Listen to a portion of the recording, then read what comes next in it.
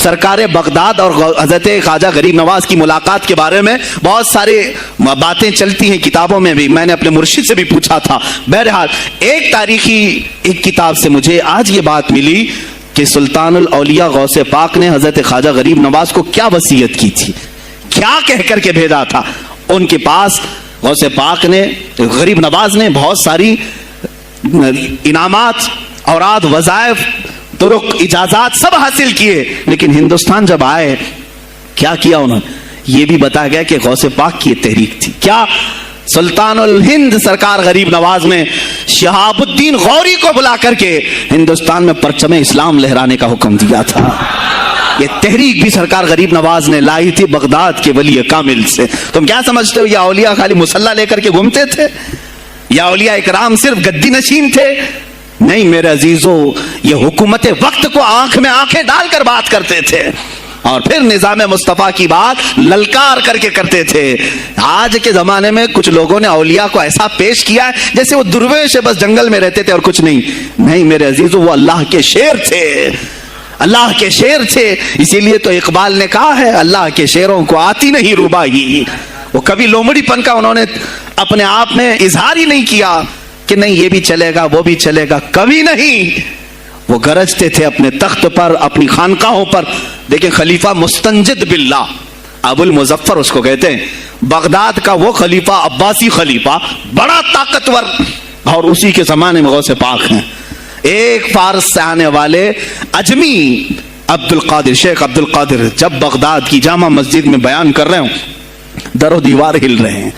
وہ اپنے خلافت کے دربار میں بیٹھا ہے خلیفہ، اچانک بہت زور کی آواز آئی، پورے محل میں گونج گئی. پوچھا یہ آواز کیسی بغداد میں؟ لوگوں نے معلوم کر کے بتایا کہ شیخ عبد القادر جیلانی نے چھینک ماری، ان کے مریدوں نے صرف جواب دیا ہے. ان کو چھینک آئی تھی، جواب میں لوگوں نے یرحمک اللہ کہا، وہ خلیفہ وقت کے محل تک پہنچ گئی آواز. تو اس نے کہا یہ تو پورا ہلا دینے کی بات ہے. ایک بات یاد رکھو میرے عزیزو، آواز ہو سکتا ہے تمہاری مسجد سے باہر جائے نہ جائے، تمہاری آواز کا دار و مدار تمہارے گلے پر نہیں ہے. ایک بار تم پکارو گے، پہنچانا میرے مولا کا کام ہے. اب ہماری آواز کہاں کہاں تک پہنچتی ہے، کس کے ٹائر پھٹتے ہیں، یہ سب بات کی بات ہے. تم پکار کر کے تو دیکھو اللہ رب العزت کے نام پر. عزیزان گرامی وقار، مستنجد باللہ آیا اور وہی کیا جو ہر عیاش کرتا ہے. ظاہر سی بات ہے مولوی صاحب کچھ لے دے کے چھوڑ دو، جان بخش دو، جاؤ کہیں بیٹھو، آپ اللہ اللہ کرو. کہاں یہ حکومت سیاست کی باتوں میں آپ آ گئے؟ چند دنوں پہلے میں نے بھی سیاست کی بات کی تو مجھے بھی ایک مشورہ ایسا ہے کہ آپ کو انٹرسٹ ہے ایم پی بننے کا، ایم ایل اے بننے کا؟ میں نے کہا مجھے انٹرسٹ تو نہیں ہے لیکن کرسی صاف کرنے کا انٹرسٹ بہت ہے، اس پر جو کچرا ہے اس کو صاف کرنے کا انٹرسٹ بہت ہے. انشاءاللہ العزیز وقت آئے گا وہ صاف ہوں گی بھی.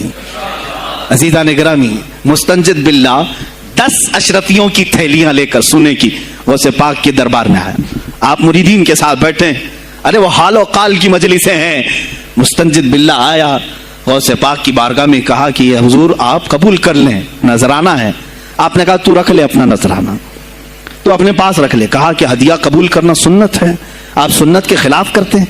غوث پاک نے کہا لا ایک تھیلی لیا اور اپنے بغل میں دبا کر کے اس کو نچوڑنا شروع کیا تو اس سے خون ٹپکنا لگا.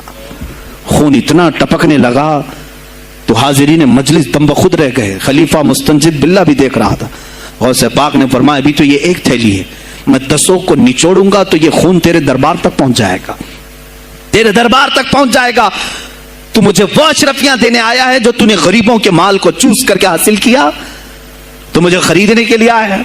اگر مجھے تیرے خاندان کی حرمت کا خیال نہ ہوتا تو میں آج پورے بغداد کی نالیوں میں اسی کا خون بہاتا. خلیفہ مستنجد باللہ بے ہوش ہو گیا اور اس کے بعد جب ہوش آیا اس نے توبہ کیا اور آپ کے ہاتھ پر بیعت بھی کیا. اب اس کے بعد وہ خلیفہ ایسا پاک ہوا، نظر غوث جو پڑھی. اب اس کے بعد دربار خلافت کے حالات کیا ہو گئے سنیں. میں آج سیاست پر بات کر رہا ہوں.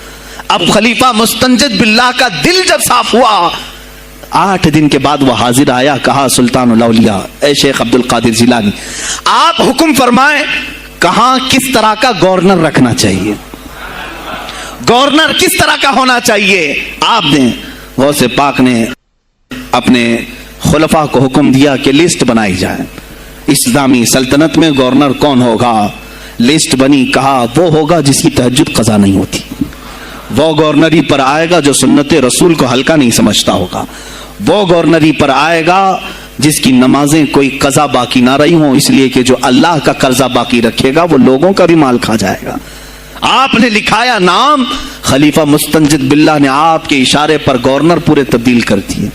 ہر جگہ پر ایسے لوگوں کو رکھا جو سرکار غوث پاک کے یا تو مرید تھے یا خلیفہ تھے یا شاگرد تھے، اور ان کے دلوں میں اللہ کا خوف تھا، اور وہ پورے بغداد اور آس پاس کی سلطنتوں کو سنبھالے ہوئے تھے۔